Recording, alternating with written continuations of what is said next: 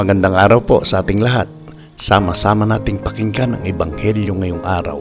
Naway magbigay ito ng liwanag at pag-asa sa ating buhay.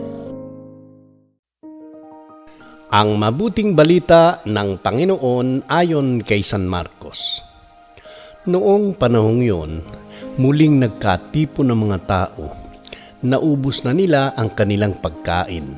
Kaya't tinawag ni Jesus ang kanyang mga alagad at sinabi sa kanila, "Nakakabag ako sa mga taong ito, sapagkat 3 araw na ngayong kasama ko sila at wala na silang makain. Kung pauuwiin ko ng gutom, mahihilo sila sa daan. Galing pa naman sa malayo ang ilan sa kanila. Saan po tayo kukuha ng tinapay dito sa ilang para magkasa sa ganitong karaming tao?" Tugon ng mga alagad, "Ilan ang tinapay ninyo riyan?" Tanong ni Jesus. 7 po, sagot nila. Ang mga tao'y pinaupo ni Jesus sa lupa. Kinuha niya ang 7 tinapay at nagpasalamat sa Diyos. Pinagpira-piraso niya ang mga iyon at ibinigay sa mga alagad upang ipamahagi sa mga tao. Gayon nga ang ginawa ng mga alagad, mayroon din silang ilang maliliit na isda. Muli siyang nagpasalamat sa Diyos at iniutos niyang ibigay din yon sa mga tao. Kumain ang lahat at nabusog. Nang tipunin nila ang pira-pirasong tinapay na lumabis, nakapuno pa sila ng 7 bakol na malalaki, at may 4,000 ang kumain. Pinayaon ni Jesus ang mga tao, saka siya sumakay sa bangka at nagtungo sa lupain ng Dalmanuta. Ang mabuting balita ng Panginoon.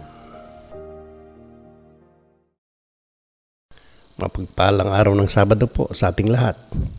Sa tagpong ito, muling pinakain ni Jesus ang napakaraming tao, 4,000.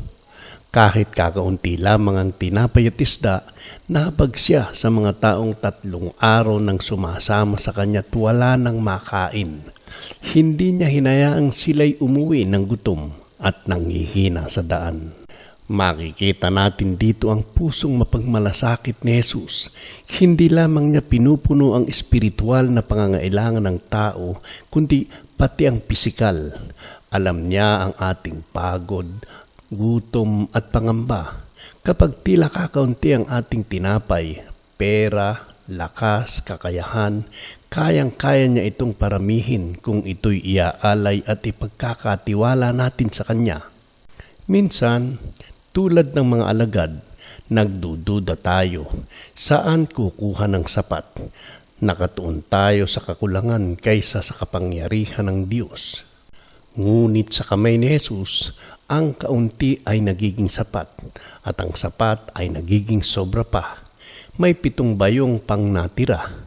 Patuloy na ang biyaya ng Diyos ay hindi lang sapat, kundi umaapaw. Inaanyayahan tayo ng salita ngayon na magtiwala.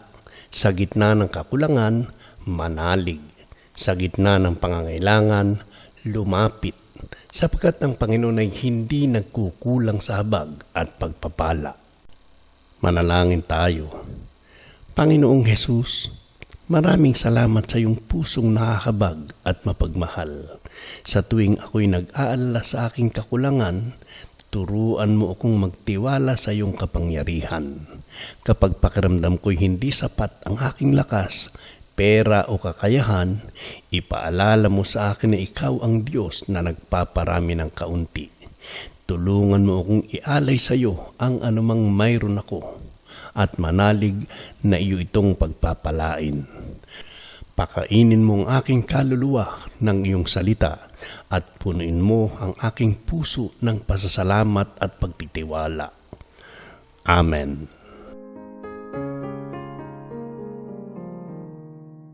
Naway ang salita ng Diyos ay manatili sa ating puso at magbigay liwanag sa bawat hakbang ng ating buhay. Pagpalain tayo ng Diyos sa ating paglalakbay ng pananampalataya at naway palaging magningning ang Kanyang presensya sa ating puso. Kung na-bless po kayo ng pagninilay na ito, inaanyayahan ko kayong mag-subscribe, i-like at i-share upang mas marami pang maabot ang salita ng Panginoon.